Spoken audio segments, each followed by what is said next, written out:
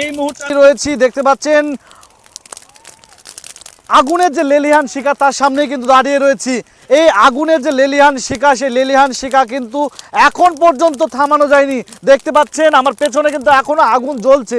সাগরপাড়া থানার অন্তর্গত খয়রামারি অঞ্চলে এই যে বাগিচেপাড়া বা চাইপাড়ার যে মাঠ, সেই মাঠে কিন্তু আগুন প্রথম দেখতে পাই দুজন চাষি। সেই দুজন চাষি বারংবার চেষ্টা করার পরেও কিন্তু এই আগুন নেভাতে পারেনি।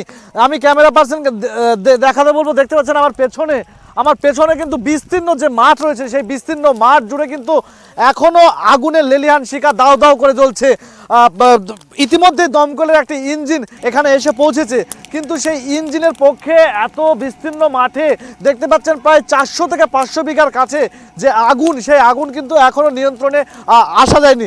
এখানে যেমন বিঘার পর বিঘা জমির যে গম, সেই গম কিন্তু চাষিরা বাড়িতে এখনো কেটে নিয়ে যেতে পারেনি, বা কিছু কৃষক হয়তো পেরেছিল, কিন্তু এই ফসল সহ আরও যে গম সহ আরও যে সমস্ত ফসলগুলো রয়েছে, গমের জমি, ভুট্টার জমি, আরও অনেক জমি ছিল, সেই জমির ফসল কিন্তু এখন পর্যন্ত তারা কেটে এখনও বাড়িতে নিয়ে যেতে পারেনি।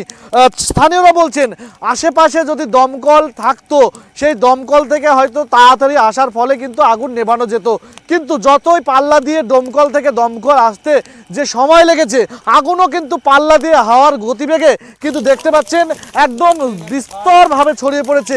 ইতিমধ্যে দমকলের যে ইঞ্জিন, সেটা কিন্তু আগুন নেভানোর চেষ্টা করছে। পাশাপাশি স্থানীয় মানুষজন কিন্তু বিভিন্ন পদ্ধতিতে মাটি ছাড়িয়ে বা আরও অন্যান্য পদ্ধতিতে তারা আগুন নেভানোর চেষ্টা করেছেন।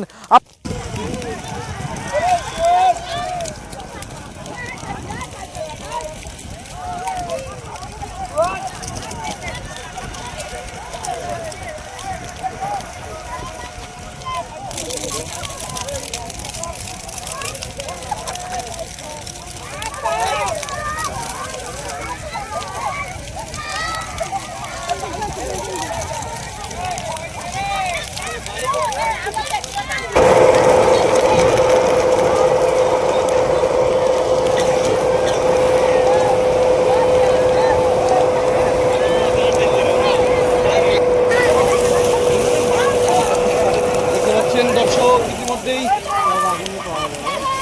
দমকলের পক্ষ থেকে জল দিয়ে আগুন নেভানোর চেষ্টা করছি।